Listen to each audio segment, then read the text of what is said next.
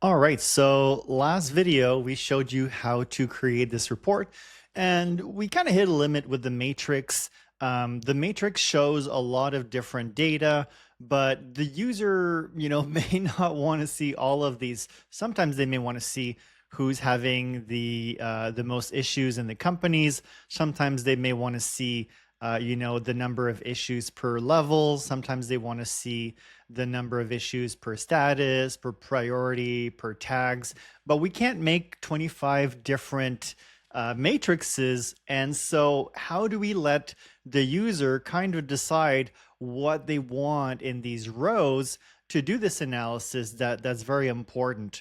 So what we're going to do is use an advanced feature called the field parameters. And what field parameters is going to let us do is allow the user to turn those things on and off.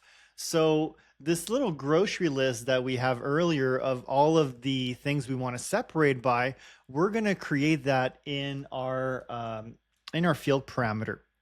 So you'll notice I already have field parameters down there. I put them under the UI section, and I'm going to go UI field parameter and this, and I'm just going to call it v2 so it doesn't interfere with the existing name. Okay, now at this point, it's just a matter of dragging those parameters into the right place. So in here in Revizto issues, I'm going to look at my shopping list and bring it in. So company, department, full name. Then I'm going to go to level, room status, priority.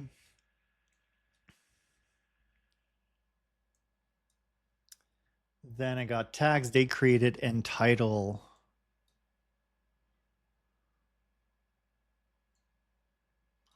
I may have some issues with the date created. We'll see.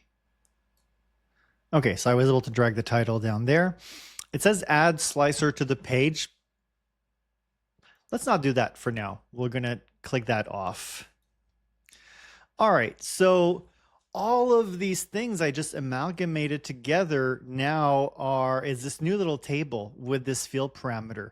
And notice here when I click on it, I can see what's going to be written in the dropdown in red versus the data that it's pointing at and the order that it has. So instead of assignee company, I can simply say company, department. Instead of assignee full name, I'm going to see employee. Level, room status, date created, all the rest is good. So I can close that up. And now instead of having that little recipe from my shopping list in here, I can simply get rid of all of these and drag my field parameter as the rows. So all of those things are now in there.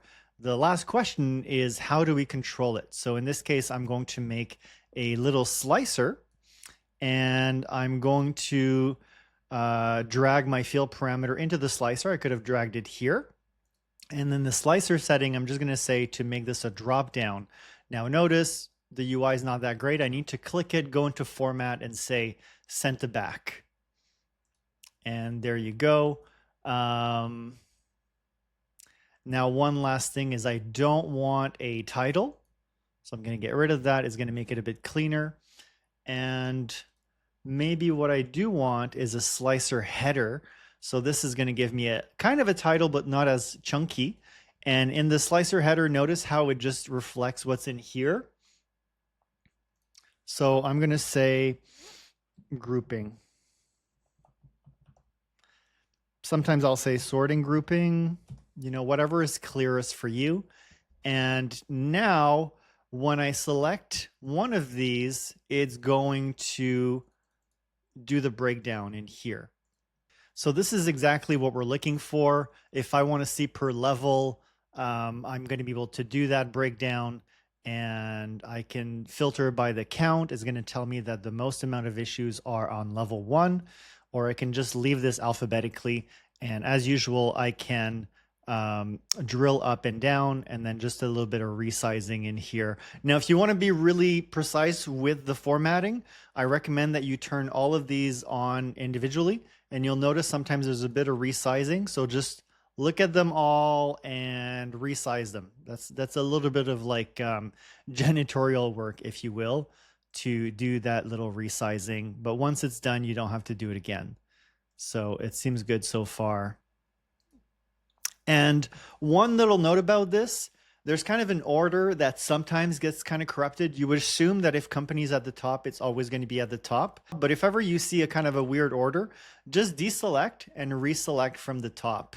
And that should solve any kind of disorder in here of things not appearing in the right order.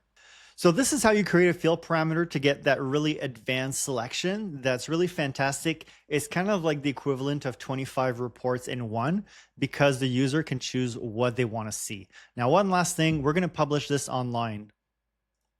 Now, when it comes to publishing in Power BI, there's two different options. If you have fabric capacity, you're going to decide how you share it, who has access to it, etc.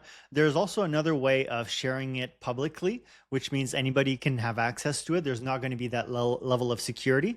And if you just want to share it publicly, you don't need to pay for Azure Fabric. So in this case, I'm just going to put it in the sales samples and publish it. And it's going to do its thing, throw this up on the intranet.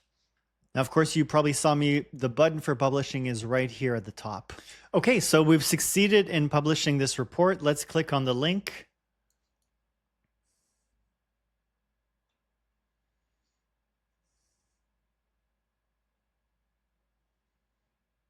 Now you can share this here, and if you really want to make it just 100% public, what you can do is you can say embed report, publish to web public. Now it will not have any security on it, right? So make sure you don't publish anything confidential. And then when I have this new link, I can paste it and share this in an email. And the interface is going to look slightly different. Notice when you publish more officially, there's all the links to the pages here. Whereas when you make a public report, it's a bit different. Those links are gone and you have to navigate by clicking on here instead.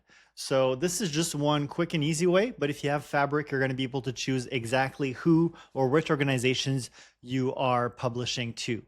So I hope this gave you a good idea of how to start really from scratch, get your Revizto data into Power BI, and then share it with the world. We're going to have one last video where we look at linking the reports data from Revizto to the Vim model so that you can really link your BIM model 3D and BIM data with the Revizto data. So you have your 2D data and your 3D data really interfacing together. I hope this was helpful. Talk to you soon. Cheers.